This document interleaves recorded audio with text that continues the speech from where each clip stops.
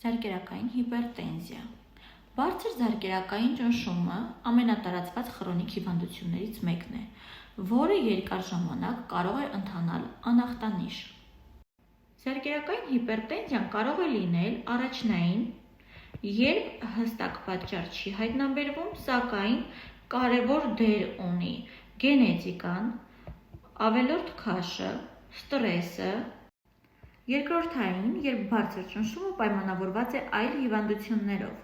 Չբուժված հիպերտենզիան կարող է մեծացնել ինֆարկտի, ինսուլտի և այլ սիրտանոթային խնդիրների վտանգը։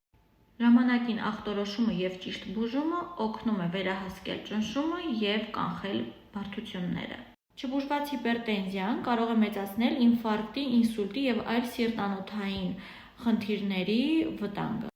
Ժամանակին ախտորոշումը և բուժումը օգնում է վերահսկել ճնշումը և կանխել վտանգավոր բարդությունները։